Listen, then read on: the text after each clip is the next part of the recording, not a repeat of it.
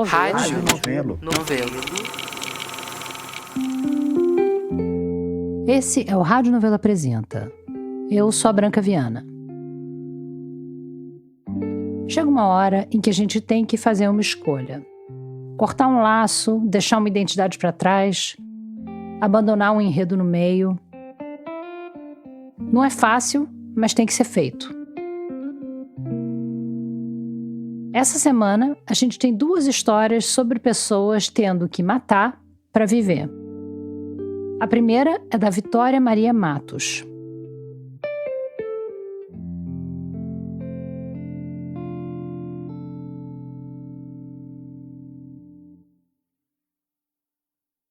Eu sou do 74. Meus amigos acham graça, mas é assim que o meu povoado é conhecido. O nome oficial dele é Vila Aparecida. É um distrito que pertence ao município de Riachão do Jacuípe, no interior da Bahia. Mas a gente chama de 74 porque ele fica no quilômetro 74 da BR-324, que vem do Maranhão e passa ligando Feira de Santana, Salvador, Jacobinda. O 74 é um povoado de beira de estrada. Quando a gente era criança, eu e minhas amigas, a gente ficava horas contando os carros que passavam na rodovia e fantasiando com essa vida de estrada. Uma falava, eu vou pro lado de Salvador. A outra dizia, eu vou pro lado de Juazeiro. Outra lembrança que eu tenho é de quando parava algum viajante lá em casa para pedir água para botar no motor do carro. Eu ficava imaginando quem era aquela pessoa, da onde ela estava vindo, para onde ela estava indo. Era como se um pedaço de outro mundo tivesse ido parar bem ali. O 74 é daqueles lugares em que praticamente todo mundo se conhece. E acho que dá para dizer que a maioria das pessoas de lá me conhece, desde criança. Em alguma medida, o meu povoado sempre compartilhou comigo essa história que eu vou te contar. Muita gente ali ficou sabendo de quando eu matei o meu pai. A verdade é que eu não sei direito onde essa história começa, se foi quando minha mãe ficou grávida de mim, ou se foi até mesmo antes disso, ou se ela só tá começando agora, aos meus 28 anos. Mas sempre que eu penso nessa história, vem uma cena na minha cabeça. Um dia, eu devia ter uns 5 ou 6 anos de idade e eu tava em casa, e manhã falou assim, Vi, seu pai tá aqui do lado, vai pedir a bênção ao teu pai. Eu lembro daquele meu corpo de criança não querendo ir, não querendo sentir o que eu sabia que ia sentir quando eu chegasse perto dele, mas eu fui. Eu saí de casa, andei até o bar onde ele estava, entrei, estendi minha mão e pedi a bênção para aquele homem. Então ele falou pro dono do bar me dar um refrigerante e eu fui embora, com a garrafinha de Fanta na mão. Sem abraço, sem conversa, sem a tal da bênção que eu tinha ido pedir. Essa não foi a primeira nem a última memória minha com esse meu pai. Mas acho que ela diz muito sobre a presença dele na minha vida. Sobre a ausência dele na minha vida. E fique sabendo que todas as vezes que a palavra pai aparece aqui, ela tá entre aspas.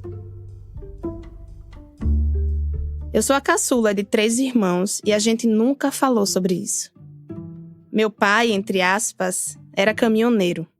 Eu cresci vendo ele chegar e sair do nosso povoado com frequência. Eu lembro de ouvir a voz dele de longe e pensar que era muito louco conhecer a voz de uma pessoa que eu não conhecia de verdade. Minha mãe sempre incentivava a gente a buscar alguma aproximação com ele, mas a gente era só criança.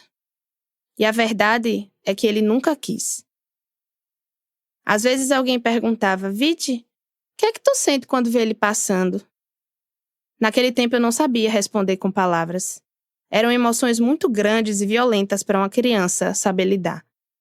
Mas hoje eu sei que o que eu sentia era como se uma fumaça bem espessa tivesse me engolindo. Eu só queria me esconder, me fechar no meu mundo, dentro da minha cabeça. Desde que eu me entendo por gente, eu lembro de bulir na palavra pai. Como era possível que uma palavra tão pequena fosse tão ordinária para mim? Uma vez por ano, essa palavra ganhava um dia só dela. O dia dos pais na escola era sempre a mesma coisa. A professora falava para todo mundo fazer um desenho pro pai. Eu ia lá, meio constrangida, e escrevia num papel, Mamãe, te amo. Por muito tempo da minha vida, eu repetia que manhinha tinha sido minha mãe e meu pai. Eu não era a única nessa situação. Muitos amigos da escola também estavam acostumados a ver os pais deles passando pelo povoado como se fosse um fantasma. De alguma forma, a gente compartilhava essa ausência. Ninguém falava nada, mas a gente sempre sabia. O mais triste é que quando a gente é criança, a gente fica achando que a culpa é nossa. Não sei se isso também passava pela cabeça dos meus colegas, mas passava pela minha.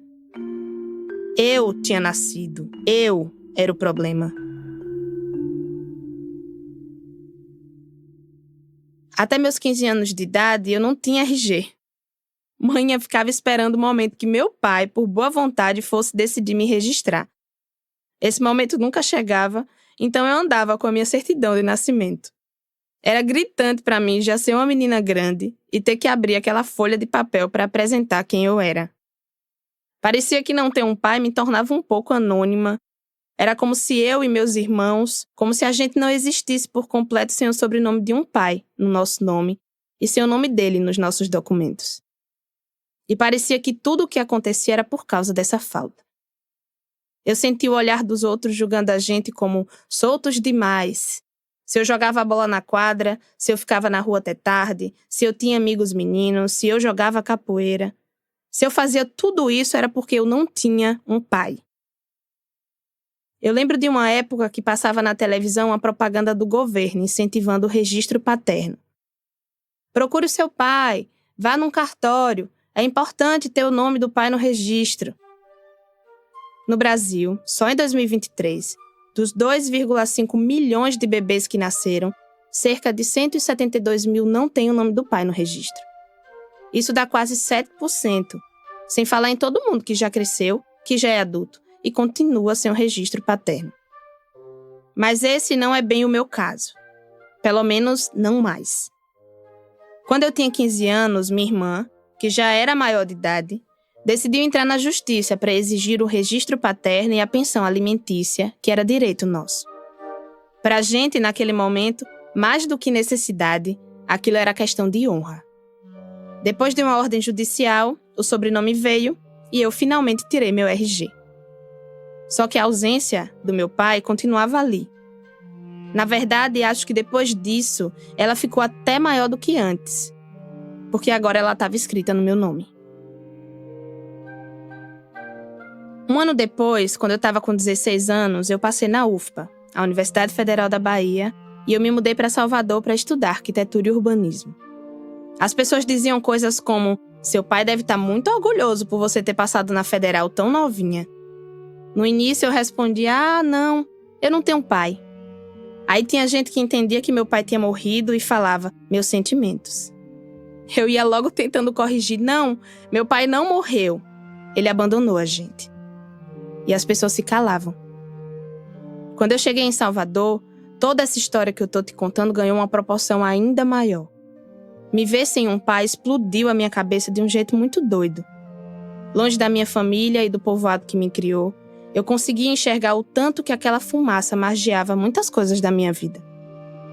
Eu sentia que se o meu pai, que teoricamente deveria me amar e estar presente na minha vida, não fazia isso, outras pessoas também não iam ser capazes de fazer. Não iam ser capazes de gostar de mim. Eu me afastei de muitas amizades e relacionamentos possíveis por desconfiar desse afeto. Por achar que, uma hora ou outra, essas pessoas iam me abandonar também. Eu me via como a ausência dele, como se eu não tivesse identidade própria. Tudo que passava por mim, antes de chegar até mim, passava por essa ausência, por essa fumaça. Isso me doía e me incomodava o tanto que doía. Eu pensava desde criança: como é que isso pode mexer tanto comigo se é uma pessoa que eu não conheço, que eu não amo, que eu não tenho nenhum tipo de relação? Então eu fui fazer o que muita gente faz quando se pega pensando em coisas que parecem muito maiores do que a gente mesmo. Eu fui fazer terapia. Aos poucos, eu fui entendendo a raiva que eu sentia daquele homem e a culpa que eu sempre senti por ter essa raiva dentro de mim. Eu fui parando de me sentir louca por sentir essa raiva e por tudo mais que essa ausência provocava em mim. Ele escolheu ir embora e ponto. Quando eu finalmente me dei conta disso, eu vi que eu não era o problema. Uma vez, uma outra pessoa me disse aquela mesma frase de sempre. Seu pai deve estar tão orgulhoso de você. E de novo eu respondi, eu não tenho pai. Só que dessa vez, quando ela falou meus sentimentos, eu aceitei e disse, obrigada. Naquele momento, pareceu mais fácil aceitar os sentimentos dela do que justificar o fato de que, não, ele não tinha morrido, mas ele também não estava exatamente vivo na minha vida. Mas a verdade é que, ao longo do tempo, eu fui percebendo que para eu conseguir seguir em frente, eu realmente precisava matar o meu pai.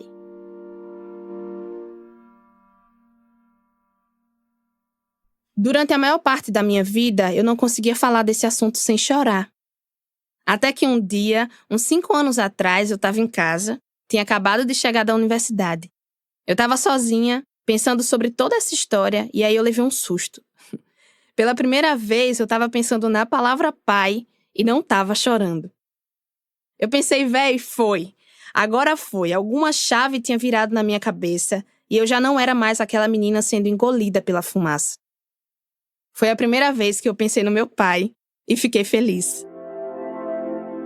Já fazia um tempo que a corrida tinha virado minha válvula de escape. Quando eu estava triste, eu corria. Quando eu estava feliz, eu corria. Aí eu troquei de roupa e fui correr. Tinha sido um dia lindo de sol, mas a melhor hora do dia para mim é a boca da noite. Eu matei meu pai na boca da noite, enquanto corria por Salvador. E eu achava que se eu matasse o meu pai, se eu matasse a ausência dele dentro de mim, que eu também ia morrer. Mas, para minha surpresa, eu continuei viva. Acho que, na verdade, eu já vinha matando ele há muito tempo, desde aquele dia que fui pedir a bênção no bar. Ou talvez ele tenha morrido antes mesmo de manhã me gestar. Algumas cobras geram a vida sozinhas.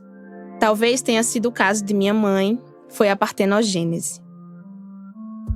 Em 2020 veio a pandemia e a universidade parou. E eu voltei para o 74 para passar um tempo no meu povoado, com a minha família, com as minhas pessoas. A gente estava sentada de tardezinha num passeio de casa, eu, maninha, minha avó, minhas tias, algumas amigas. Aí alguém fez aquela pergunta que minha criança nunca soube responder. Vi, como é pra tu ver teu pai passando? Eu falei de cara, eu matei ele num dia em que saí pra correr em Salvador. Elas ficaram olhando pra mim assustadas. Depois dessa conversa, eu corri pro computador, abri um documento de Word e vomitei ali um tanto de coisa que me dava enjoo, mas que eu precisava botar em palavras. Em coisa de 10 minutos eu escrevi o meu primeiro livro. No dia que matei meu pai, fazia sol. Eu imprimi esse livro e manhã foi a primeira pessoa a ler. Eu tava com medo da reação dela. Ninguém sabia que eu escrevia, nem eu mesma achava que um dia ia conseguir falar das coisas que eu guardei por tanto tempo. Quando manhã pegou o livro, na hora ela olhou pra mim e pediu pra eu mudar o título. Matei é muito forte, Vi, misericórdia. Ela falou como se eu estivesse assumindo o pecado. Ela ficou preocupada. As pessoas vão achar que você realmente matou seu pai. Então eu mudei o nome pra No Dia que Meu Pai Morreu, Fazia Sol. Mãe ainda ficou meio assim, mas concordou que estava menos pior. Tipo, alguém matou, não sei quem foi. Pelo menos eu não estava assumindo a autoria da morte. Só que quase um ano depois, veio a chance de eu publicar esse livro por um editor independente aqui de Salvador. E no processo de edição, o título acabou voltando para como era antes. Meu pai não tinha morrido. Eu tinha matado ele.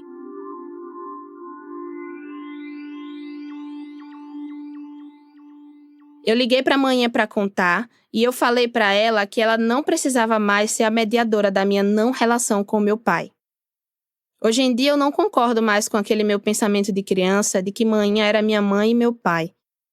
Manhã não foi minha mãe e meu pai. Não tinha como ser.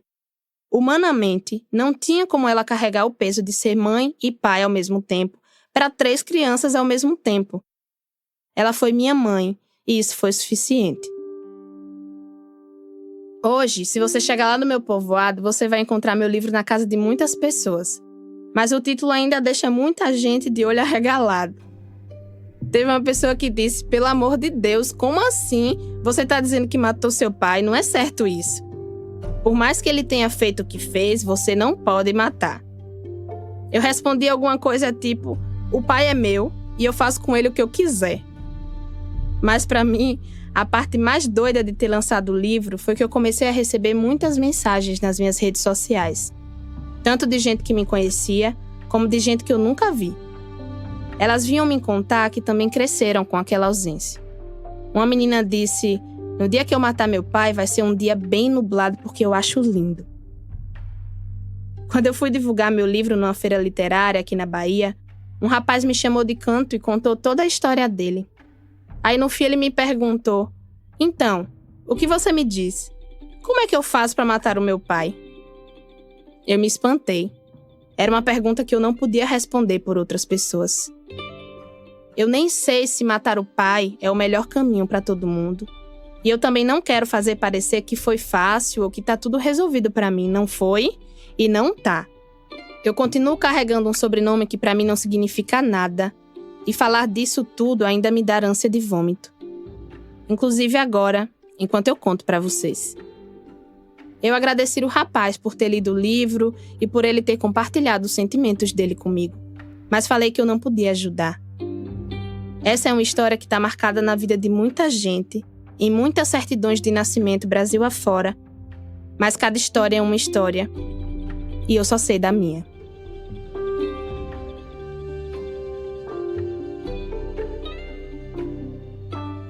Essa foi a Vitória Maria Matos, colaboradora da Rádio Novelo. O livro da Vitória, No Dia que Matei Meu Pai Fazia Sol, foi publicado em 2021 pela editora Margem.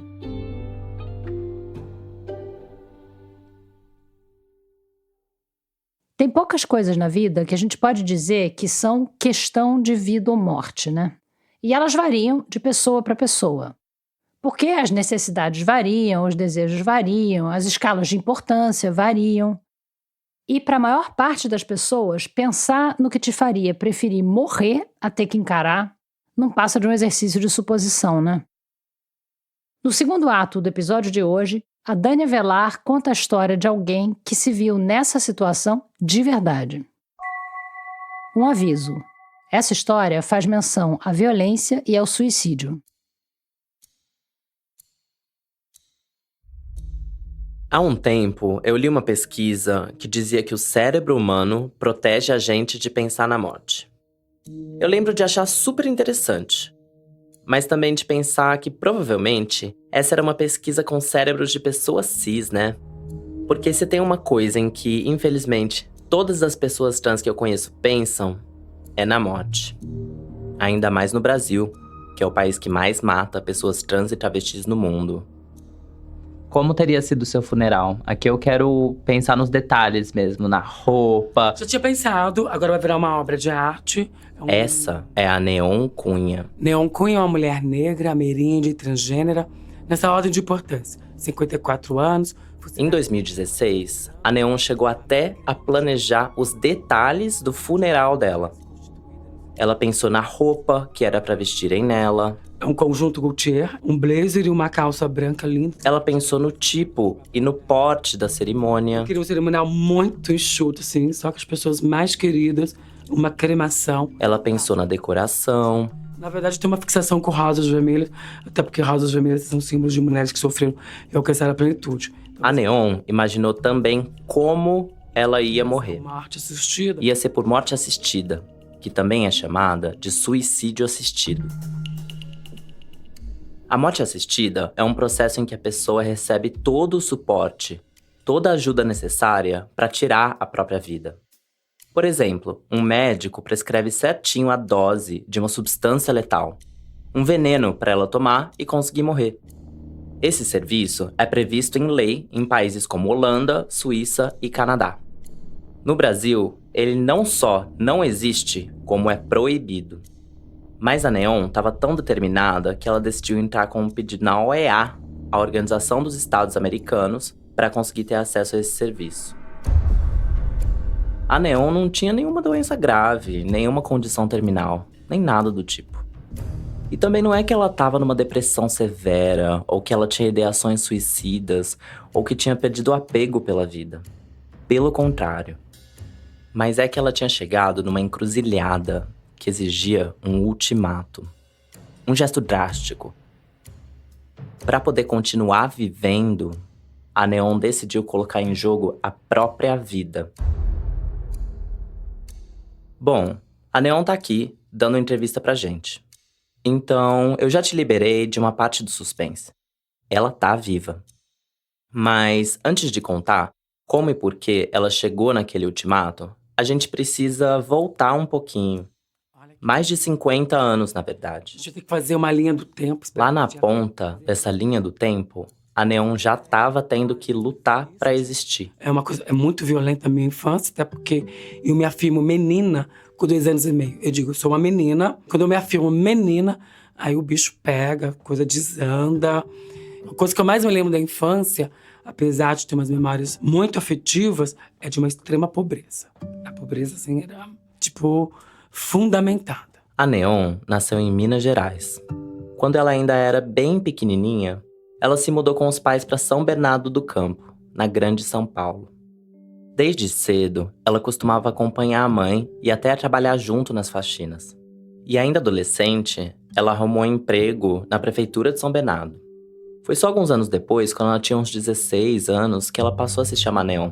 Sabe que eu não escolhi ser Neon. A origem deste nome foi numa aula do colégio e os alunos não gostam do nome anterior, que é Neumir, e dizem, esse nome não combina com você. A gente estava estudando tabela periódica e uma menina disse, seu nome vai ser Neon, que combina mais com você. De todas as explicações possíveis para a origem do nome da Neon que eu pudesse imaginar, nunca ia me passar pela cabeça a tabela periódica.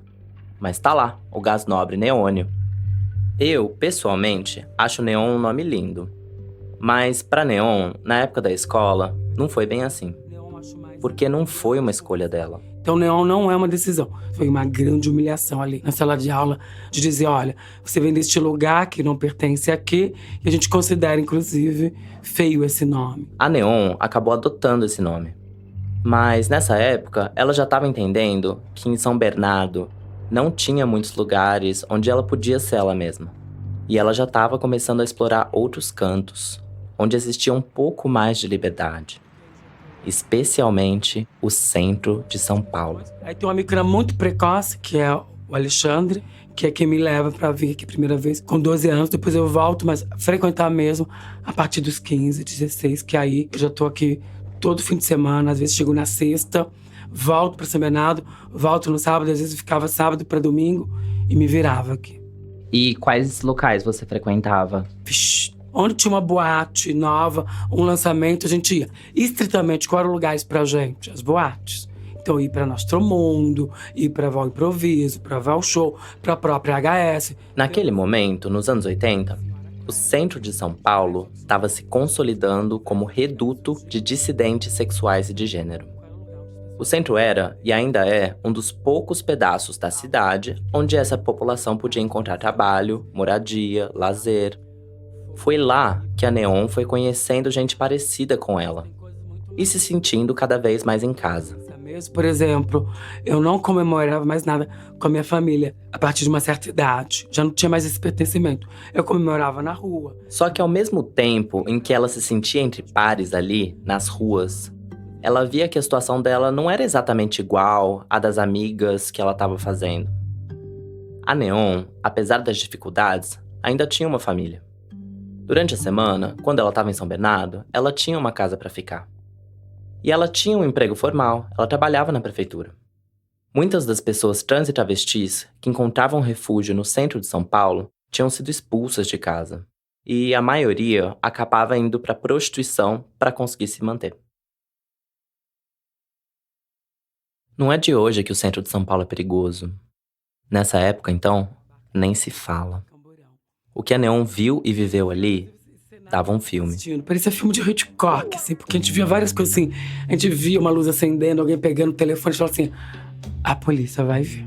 deu ruim. Mas tem coisas muito marcantes, assim. Uma, a gente tá ali perto da biblioteca. Ali a gente chamava de área de lazer. Então, assim, você via um boy bafo, você queria fazer um rolê com o boy, queria coindar no truque, queria...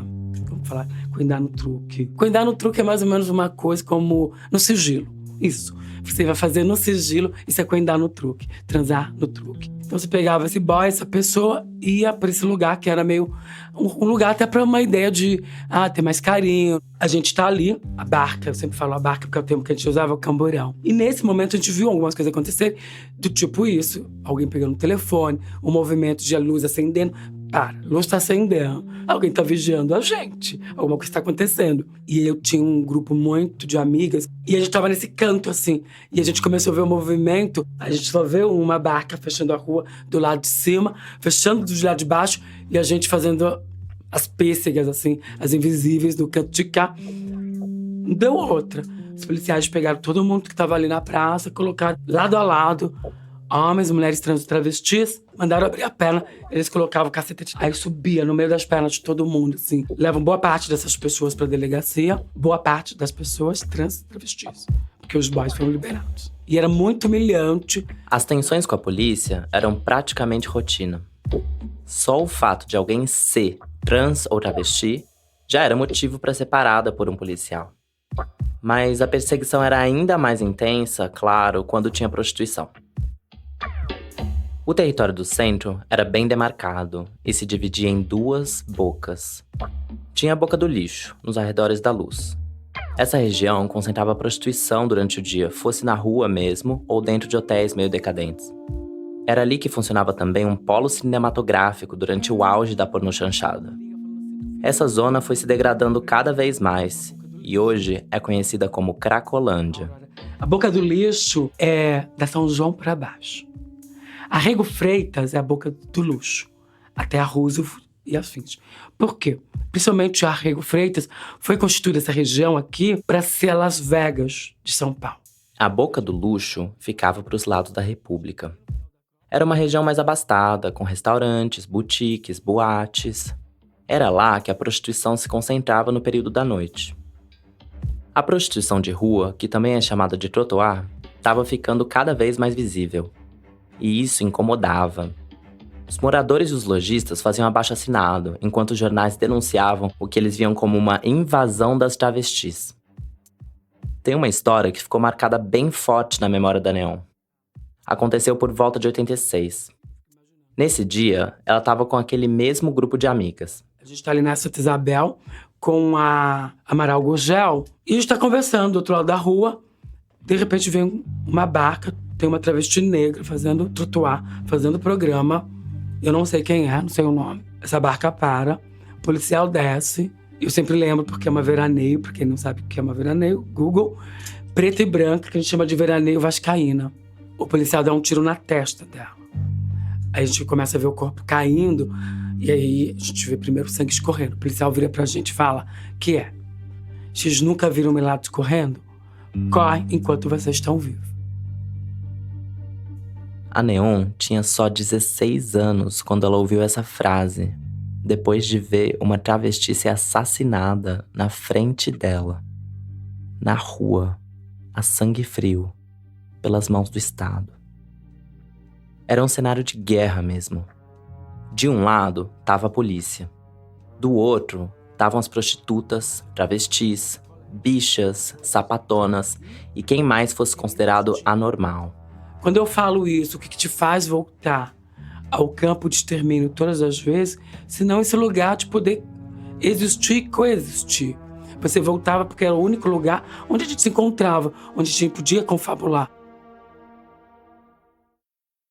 Muito desse cenário violento que a Neon descreve veio como legado de um cara que apareceu no centro de São Paulo um pouco antes dela começar a frequentar essa região. Um sujeito chamado José Wilson Riquetti. Bom, o Wilson Riquetti só viu uma única vez na minha vida, até porque era muito feio, eu não sou obrigada a ver um homem branco e feio. O delegado Riquetti tinha feito carreira na Polícia Civil durante os anos de maior repressão da ditadura militar. E, em maio de 1980, ele foi nomeado chefe da seccional Centro da Polícia Civil de São Paulo. Ou seja, dali em diante, Ele é quem ia planejar e comandar as operações da polícia no centro da cidade. Isso foi durante o mandato do governador Paulo Maluf, já no período de distensão do regime militar. Para você ter uma ideia do naipe do Riquete, ouve só uma declaração que ele deu para a Folha na época. Vou ler. Essas prostitutas que ficam confinadas em seus apartamentos e que até agora não sofreram repressão policial, tenho certeza que estão me dando todo o apoio. Agora, quanto aos travestis, que invadiram a cidade de uns 5 anos pra cá e que não prestam nenhum benefício à sociedade, ao contrário, só sabem assaltar, esses sim não permanecerão nas ruas, pois só causam transtorno às famílias, que gostam de passear no centro. O Riquete chegou tocando terror e propondo uma série de operações de moralização social e de limpeza, entre aspas. Essas operações eram conhecidas como rondões. A polícia invadia bares, boates, prédios residenciais e saía quebrando tudo que via pela frente. Logo na primeira semana do Riquete no cargo, ele prendeu 1.500 pessoas. Dessas, só 12 foram indiciadas. O que acontecia era que as pessoas eram levadas para a delegacia acusadas de vadiagem. Aqui no Rádio Novelo Apresenta, já teve até histórias sobre a lei de vadiagem. Tá no episódio Caixa de Ferramentas. Mas se você não escutou esse episódio ainda ou não lembra direito o que é essa lei, basta saber que a vadiagem, ou seja, o ato de não fazer nada, é uma contravenção prevista no artigo 59 do Código de Contravenções Penais. É uma lei antiga e duvidosa que, sim, está em vigor até hoje. Ela prevê de 15 dias a 3 meses de prisão. Mas hoje em dia, ela não é mais aplicada de maneira indiscriminada como era antigamente. Ali, nas operações do centro, nos anos 80, os policiais se apoiavam nessa lei para sair prendendo todo mundo que fosse considerado vadio. Isso é importantíssimo. O que é um vadio? O que é uma pessoa vadia? É uma pessoa que não tem registro em carteira. Essa é a lógica do vadio e da vadia. Por sorte, eu tinha olerite. Por sorte, a Neon tinha um emprego formal. Mas isso não impediu que ela fosse levada para a delegacia várias vezes. Nem que ela fosse tratada de um jeito degradante quando ela mesma procurava a polícia. Uma vez, por exemplo, ela foi assaltada e teve que ir na delegacia para fazer o BO. Eu chego na delegacia, o cara fala pra mim assim, mas eu te conheço. Você trabalha em tal lugar, em tal lugar. Eu falei assim, não, moça, eu não trabalho em tal lugar. Eu trabalho no gabinete de prefeito, trabalho no Senado, prefeitura, etc e tal. Não, eu já te vi em tal lugar, fazendo programa em tal lugar. Eu falei assim, não, moça, não sou eu. E ele insistia que era eu. Esse cara me segurou, isso era um domingo pra segunda-feira. Esse cara me segura até o dia seguinte. Porque ele liga no meu trabalho pra perguntar se eu trabalhava lá realmente. E aí que esse cara sossega o facho, dizendo assim, não, tem razão, não sei o quê. Mas não tem pedido desculpa, não tem nada. Você que se vira, eu tinha sido assaltada. Levaram o sapato, levaram parte da roupa. Tava quase seminua. Ali, o cara fazendo isso. Ela que tinha sido assaltada. E ela que teve que ficar presa ali na delegacia de um dia pro outro. Várias pessoas que foram detidas em São Paulo naquela época relatam espancamentos, estupros e todo tipo de violação atrás das grades. Uma mulher chegou a morrer ao pular da janela tentando fugir da delegacia.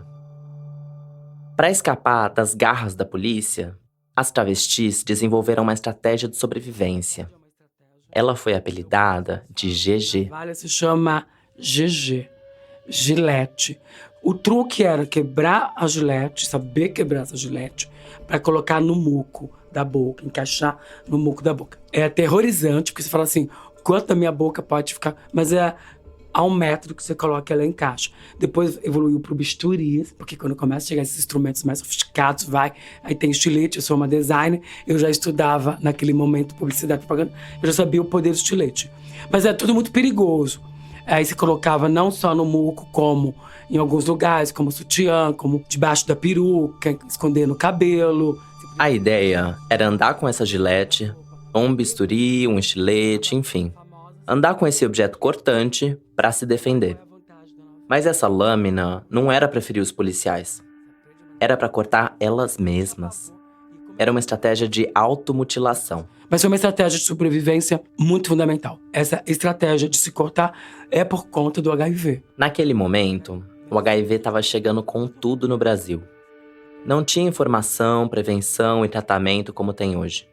E o estigma da AIDS estava sempre rondando os homens gays e as mulheres trans e travestis. Para a polícia, pouco importava se a pessoa era de fato soropositiva ou não. Ver o sangue já bastava para não querer chegar perto. Os policiais tinham medo. Não só eles, né? Se criou um medo generalizado em torno do vírus, o que afetou muito a comunidade LGBTQIA+. Mas eu achei curioso e até irônico saber que a Neon e as amigas dela se aproveitavam desse estigma para se defender. Apesar de tudo isso que a gente falou aqui, e para além do risco de sofrer violência sexual nas mãos dos próprios policiais, apesar de tudo isso, para Neon e para o xadrez nem era o pior cenário possível. Tinha coisa pior. Você tinha um hospício. E o que eu vi nos hospícios me dizia, se você entra nesse lugar, você nunca mais sai. Nessa época, ainda estava começando o papo sobre reforma psiquiátrica, luta antimanicomial. E ainda era comum que gente sem nenhum tipo de transtorno psiquiátrico propriamente dito fosse internada no manicômio. De novo, por não ser considerada normal. E eu sei de muitas mulheres lésbicas que chegam no hospício. Sei de muitas outras pessoas que chegam no hospício por não performarem um ideal. Então, isso era muito assustador. A Neon teve uma tia e um tio que ficaram internados em hospital psiquiátrico. Ela chegou a visitar eles algumas vezes. Ela ficava horrorizada com os eletrochoques, com a falta de convívio e de liberdade. Ela sabia que ali era o último lugar onde ela queria estar. Bom, então tinha a polícia truculenta e todos os outros tipos de violência do Estado. Tinha a violência e a vigilância dos próprios cidadãos. O risco de ser mandada para um manicômio. O estigma e o descaso das autoridades diante de uma epidemia mortal. Os perigos estavam por todo lado. Tanto que, nessa época, muitas travestis brasileiras resolveram fugir para a Europa. Rolou uma verdadeira diáspora trans do Brasil para cidades como Madrid, Paris e Milão. A Neon decidiu ficar, mas ela teve amigas que foram embora. Tem uma outra coisa que eu me lembro muito da Luísa. A Luísa foi muito minha amiga. A Luísa sai do Brasil, vai para a Europa, ela vai trabalhar como cineasta na Itália. Ela chega na Itália e lá é que ela vai ser infectada com HIV. Ela volta pro Brasil feliz, ela me liga, falando assim, tô feliz, eu comprei meu apartamento na Boca do Lixo, que é a Aurora. Marcamos para outra semana, só que a Luísa não me diz como ela tá. Ou me diz, eu não lembro. Eu sei que quando eu chego para encontrar a Luísa, as pessoas na rua falam assim, Luísa morreu no dia anterior, por causa do HIV. A Luísa não foi a única amiga que a Neon perdeu nessa trajetória.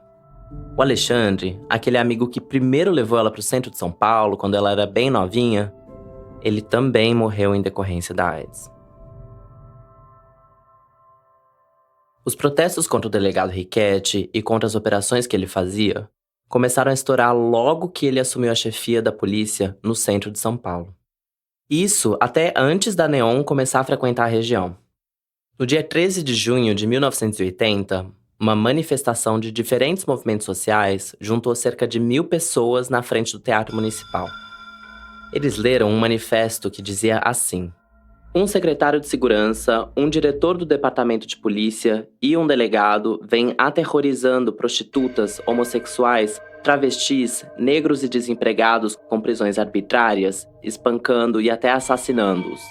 Por isso, estamos aqui protestando contra a repressão policial e exigimos a imediata destituição do Sr. José Wilson Riquetti, o responsável direto pela barbárie.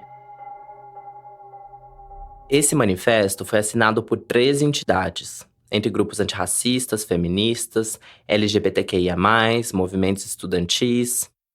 Essa foi considerada a primeira manifestação do movimento LGBTQIA+, no Brasil. Eles pararam o trânsito na Avenida São João e marcharam até o Largo do Aroche, antes de se dispersarem na Boca do Luxo. Eles gritavam palavras de ordem como arroz, feijão, abaixa o camburão e Ada, ada, ada, Riquete é despeitada. A violência no centro de São Paulo chocava, até mesmo para os padrões da ditadura. E o Riquete passou a ser alvo de críticas da imprensa e até de dentro da polícia. Afinal, os rondões dele não estavam melhorando a segurança pública.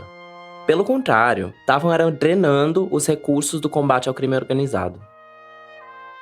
Apesar dos protestos, o Riquete continuou na chefia da Seccional Centro até 83. Depois, ele foi trabalhar em outros cargos na Polícia Civil, até morrer, em 89.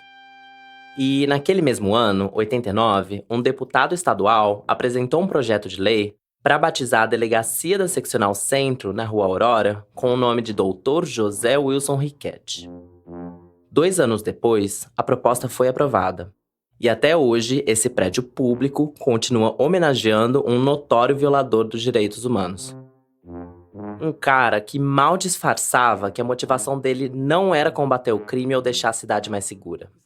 Era perseguir pessoas que ele considerava menos gente. Eu acho que é uma tradição do Brasil, inclusive, homenagear os algozes, os que odeiam, né? Acho que é até uma psicopatia coletiva que precisa ser estudada em algum lugar, porque você vai ver, é nome de bandeirante, é nome de fulano que executou, é nome de fulano que faz perversidade. Mais tarde, o relatório da Comissão da Verdade até recomendou que mudassem o nome da delegacia. Mas não deu em nada. Eu acho que se o Riquete estivesse vivo e propusesse essa caça, muita gente ia apoiar o Riquete hoje. E ele teve apoio de muita gente. Mesmo depois que o Riquete saiu do cargo e que a ditadura acabou oficialmente no Brasil, esse modelo de policiamento abertamente hostil às pessoas LGBTQIA+, continuou por muitos anos em São Paulo. E ele não era diferente em cidades do interior, como Campinas e São José dos Campos, e em outras capitais, como Rio de Janeiro e Recife. Hoje em dia, mesmo que essa não seja mais uma política escancarada, a perseguição continua. Tudo continua. Para essa população, a ditadura não findou. Por mais que a gente tenha pensado em uma série de direitos humanos, pós-Constituição, muito disso não foi pra gente. A morte continuou rondando as pessoas trans e travestis. E continuou rondando a Neon. E aí, no começo dos anos 2000, ela viveu uma situação que foi a gota d'água. A casa que eu moro hoje, ela foi invadida por um assalto e eu fui violentada. Aí eu falei assim, não dá pra existir nessa condição. Eles me violam de uma maneira muito violenta e aí eu dou uma pausa. A Neon se sentiu tão invadida, tão violentada, que ela fez uma espécie de morte simbólica. Raspando a cabeça, tirando o cabelo comprido e tentando ser menos feminina. Mas essa morte simbólica ainda não é a morte que ela estava contando lá no começo. De quando ela chegou a planejar uma morte assistida e até a cerimônia do funeral dela. A gente já vai chegar nisso. Só que é isso, você não desiste de você. Você não desiste de existir. Isso fica na minha cabeça. Então eu já havia morrido inúmeras vezes. Na negação do trabalho, dos direitos, da humanidade, nos estupros, nas tentativas de homicídio. Não foi só um, foram inúmeras tentativas de homicídio. E tudo com aval do próprio Estado. Porque assim, quem vai se importar com essa gente? A Neon estava cansada de ser tratada como sub-humana. De travesti só aparecer no jornal e na TV, nas notícias policiais. Hoje em dia, a gente até tem um pouco mais de referência de pessoas trans e travestis no cinema, nas séries, na política, nas redes sociais. Ainda é muito pouco, mas tem. Mas enquanto a Neon estava amadurecendo e se entendendo no mundo, teve uma pessoa que ganhou bastante destaque na mídia. A Roberta Close. E eu me lembro quando ela surge, a gente tá vendo TV. Isso também foi um fenômeno na rua, foi assunto de meses, como a bicha é bonita. Você já deve ter ouvido falar dela. A Roberta Close foi um fenômeno midiático no Brasil nos anos 80 e 90. Ela foi apresentadora, atriz e modelo e ficou famosa aparecendo em capas de revista e programas de TV. Está escrito na carteira de identidade. Nome: Luiz Roberto Gambini. Idade: 34 anos. Sexo: masculino. Mas na vida real, essa pessoa não existe. Em seu lugar, surge um personagem. É Roberta Close? Brincadeira, né? Porra, muito linda, né? Porra, né? Não vai entender a natureza, né? Não. Essa é uma matéria do Fantástico. Roberta, você Tá se sentindo bem agora? Você tá bem com você? Tá em paz? Tá feliz? Sim, bem mais feliz, bem mais segura. Quando você tem um ideal, quando você tem um sonho, quando você tem uma vontade, uma realidade muito grande, você consegue mudar. A Roberta teve bastante projeção na mídia e alcançou uma qualidade de vida que, infelizmente, não é tão comum para a maioria das pessoas trans e travestis. Nessa matéria, ela estava comentando a autobiografia dela, que estava para ser lançada. Só que, por trás da fama, ela teve que enfrentar muita coisa para poder se afirmar e para ser tratada de fato como mulher. O processo para ela conseguir retificar os documentos dela com o nome certo e o gênero certo se arrastou por muitos anos. E se para ela tava difícil, imagina para quem não era a Roberta Close. Eu vou acompanhando isso e também vou ficando angustiada, porque eu vejo essa mulher lutando para existir, pedindo mudança de nome e de gênero. Bom, marco histórico, 89, ela anuncia a cirurgia. 90, ela já aparece na capa de revistas masculinas. Ela dá entrada no primeiro processo, recusado em primeira instância. 92, ela tenta de novo, aceito na primeira instância, recusado na segunda. 97, o Brasil tem 37 casos de retificação de nome e gênero. 37 casos. 36 em São Paulo. Ela só vai conseguir em 2005. Em 2005. Foram 15 anos brigando com a justiça para conseguir a coisa mais básica que uma cidadã pode ter. Um registro de que ela existe. Não há coisa mais poderosa que o nome. As pessoas se perpetuam, as pessoas se imortalizam pelos seus nomes. Quantos nomes a gente tem sem imagem de pessoa? Quantos nomes são reverenciados sem imagem de pessoas? Quantos nomes são inventados para entidades ou divindades que você não sabe nem a imagem, você não sabe como seria essa pessoa, né? Qual é a lógica de impedir que alguém exista na sua plenitude? Deu pra notar que a Neon sabe a importância de um nome, né? Mas, mesmo assim, ela demorou bastante pra ir atrás da retificação do nome dela. Foi só 10 anos depois da Roberta Close, em 2016, que ela entrou com o processo. Porque tinha um problema.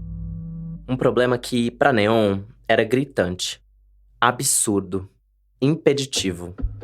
É que, nessa época, para fazer todo esse processo e ser reconhecida, a pessoa precisava apresentar um laudo pro Estado. Todas aquelas coisas de patologização. E o protocolo transexuador determina quem vai e quem não pode. Então muita gente começa a anunciar que quer a cirurgia, vai submeter esses laudos de psiquiatra, de psicólogo, de endocrinologista, de cirurgião, inclusive também atestado de assistente social, dizendo que você vive e se reconhece na condição da mulher que você é.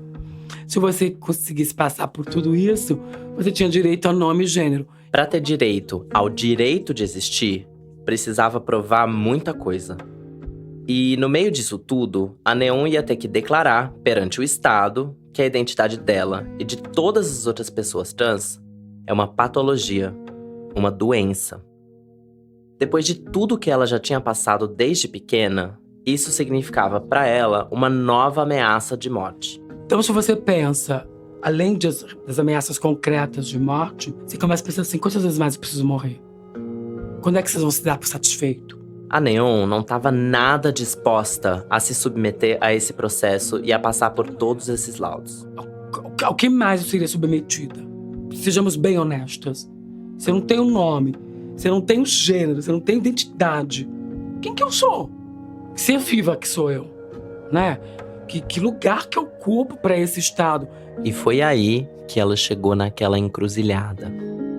Para poder existir de verdade, a Neon resolveu colocar em jogo a própria vida. Era identidade ou morte. E aí eu comecei a pensar, falei assim, olha, eu vou abrir um processo pedindo mudança de nome, gênero, sem nenhum laudo, sem a prestação de nenhum laudo mesmo, e na negação do direito à morte digna. Ou seja, ela acionou a justiça para pedir a retificação da identidade dela sem o laudo médico obrigatório. E ela declarou nos autos que, se o pedido não fosse atendido, ela queria, pelo menos, ter direito à morte assistida. Que o Estado desse a ela todo o auxílio para se suicidar. O que te movia? Era desespero? Era uma estratégia política? É uma estratégia política, sim. Inclusive, eu falei pro advogado que ele não era um processo jurídico, era um processo político. Bom, o que me levou foi ter morrido tantas vezes. Conhecendo todas essas humilhações, todas essas desumanizações, eu abri esse processo e sim, eu estava disposta a uma morte digna, indolor, sabe? Tinha escolhido o método, podia ser a injeção letal, que basicamente você toma uma anestesia geral, você não vai sentir nada, acabou, é um ponto final, inclusive, para uma série de coisas. Se é isso que vocês querem, que vocês querem o fim da gente, garanto pelo menos que a gente tenha dignidade, garante a morte em dignidade. Quando a Neon deu esse ultimato de identidade ou morte, não dava para saber muito bem qual ia ser o desfecho do processo. Se a resposta fosse positiva, ela ia ter o direito de existir. No pior dos casos, ela ia ter uma morte digna e um funeral intimista, vestindo um conjuntinho Jean Paul Gaultier. Mas ela já imaginava que, ganhando ou perdendo, o caso dela podia fazer alguma diferença no mundo. Podia abrir um precedente de como a justiça brasileira deveria lidar com a população trans. Só que a Neon não ficou esperando o resultado sentada. Porque, afinal de contas, ela não queria morrer. Então ela procurou a imprensa, acionou os movimentos sociais, as autoridades. Ela conseguiu até espaço para fazer um discurso na OEA, a Organização dos Estados Americanos, para reivindicar os direitos dela. Naquele mesmo ano, 2016, a decisão do processo saiu. A Neon ia poder existir. O processo saiu vitorioso. É o primeiro processo a usar a Constituição. E o primeiro processo a usar o autodeclarado, além de não exigir os laudos clínicos médicos. A Neon foi a primeira pessoa trans no Brasil que conseguiu retificar o nome e o gênero nos documentos sem ter que se assumir como doente, como anormal. Hoje, inclusive, esse RG é uma peça de museu, está no Memorial da Resistência exposto pelo acervo Bajubá, é peça de museu mesmo. Em 2018, 2 anos depois do caso da Neon, o STF decidiu que pessoas trans têm direito de retificar nome e gênero sem precisar acionar a justiça e sem precisar apresentar nenhum laudo. Basta ir no cartório e se declarar trans. Nesse mesmo ano, a OMS retirou a transexualidade da lista de transtornos mentais. Também em 2018, um grupo de ativistas de São Bernardo do Campo teve a ideia de fundar uma instituição para acolher pessoas LGBTQIA+, em situação de vulnerabilidade. A Casa Neon Cunha foi inaugurada 3 anos depois e leva esse nome em homenagem a ela. E um dos serviços oferecidos é justamente a assistência para quem quer retificar os documentos. Mas meninas que estão em situação de rua buscando suas retificações. Tinha uma mãe que me emocionou porque ela é uma mãe de uma filha temporona. Acho que essa mulher tem quase 60 e a filha está com 15 anos. E essa mãe chorava copiosamente. Essa mãe e um pai. E essa mãe chorava copiosamente falando assim: agora minha filha existe. Dizendo, minha filha existe. A Neon me contou que volta e meia ela se pega pensando nas amigas e amigos trans que morreram sem nunca terem tido direito ao próprio nome. Quando eu falo o nome dessas minhas amigas, eu sei que elas existiram pra mim. Mas se eu paro pra pensar nelas e eu quero fazer uma celebração, eu quero ter a memória delas. Como essas pessoas que vão ao cemitério, procuram uma lápide do parente, do amigo, de alguém muito querido, do marido, sei lá, do namorado, do amante, seja quem for, do filho. Você tem direito a uma lápide, tem direito a uma memória. Não tem. Não tem. E tem mais, que eu acho que isso é uma coisa. Eu falei recentemente, se vai haver reparação histórica para essa população. Porque eu paguei imposto a vida inteira para não poder usar, para não poder estar lá. Enquanto isso, tá cheio de nome de rua homenageando escravagista, torturador, ditador, militares e policiais truculentos. Vide a delegacia com o nome do Riquete, que tá lá no centro de São Paulo até hoje. Eu comecei o meu processo de retificação há uns 2 anos, começando pela certidão de nascimento. Eu fui lá no cartório levando uma papelada e tive que pagar uma taxa de R$130. No meu caso, eu tive que pagar em dobro, porque o cartório que me registrou quando eu nasci fica em outra cidade. Esses custos acabam sendo um entrave para muita gente. Eu fiquei muito feliz quando eu recebi a minha nova certidão de nascimento. Mas ainda faltava retificar RG, CPF, título de eleitor. Isso sem contar os cartões de banco, contas de luz, documento de trabalho.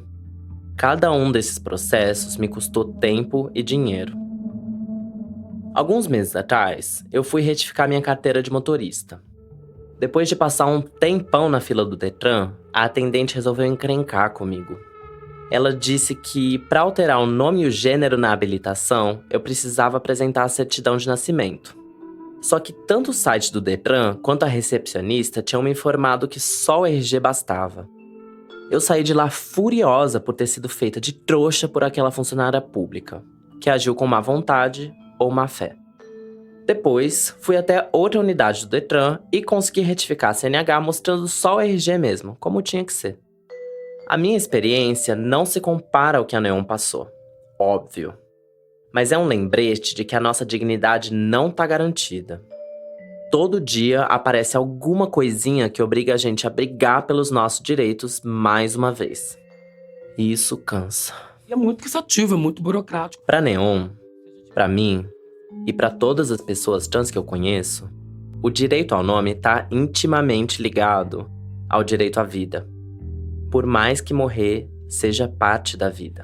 E eu acompanhei muitas mortes pela Casa Neon. Muitas retificadas. E as que não eram retificadas, pelo trabalho da própria casa, se retifica ou se coloca o nome social na lápide. Então, de alguma forma, a gente garantiu essa imortalidade. A gente já garantiu que elas transcendessem esse processo de não existência no pós-vida. Para mim, é uma das coisas, das maiores conquistas, saber que essas pessoas todas vão existir. Eu não me preocupo mais com a morte de jeito nenhum. Aliás, estou pronta para ela mesmo.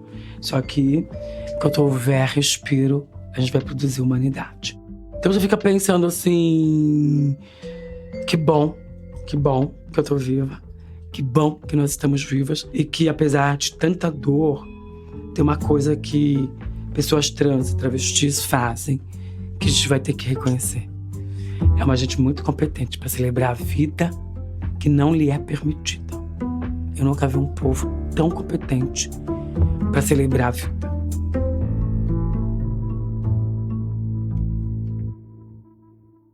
Essa foi a Dânia Velar, repórter da Folha de São Paulo e colaboradora da Rádio Novelo. A Neon Cunha é pré-candidata a vereadora pela cidade de São Paulo.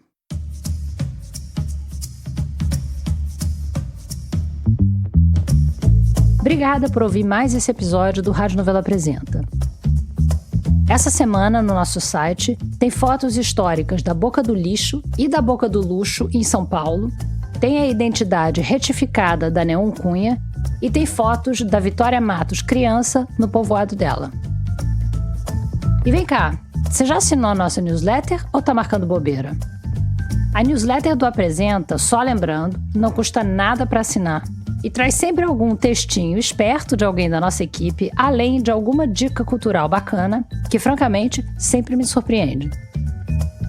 Se você quiser falar com a gente, é só marcar @radionovelo no Twitter ou no Instagram, ou mandar o velho e bom e-mail para apresenta@radionovelo.com.br. O Rádio Novelo Apresenta é um original da Rádio Novelo.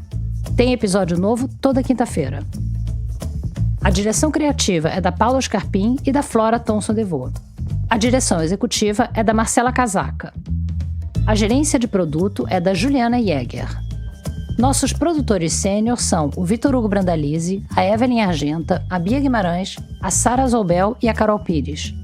As produtoras da nossa equipe são a Bárbara Rubira, a Natália Silva, a Júlia Matos e a Ashley Calvo. A checagem desse episódio foi feita por Ana Rita Cunha e Bruno Lima. Nesse episódio, a gente usou música original de Arthur Kunz e também da Blue Dot. A mixagem é do Pipoca Sound. O desenvolvimento de produto e audiência é feito pela Bia Ribeiro. O design das nossas peças é do Gustavo Nascimento. A nossa analista administrativa e financeira é a Tainá Nogueira e a nossa estagiária é a Isabel de Santana. Obrigada e até a semana que vem.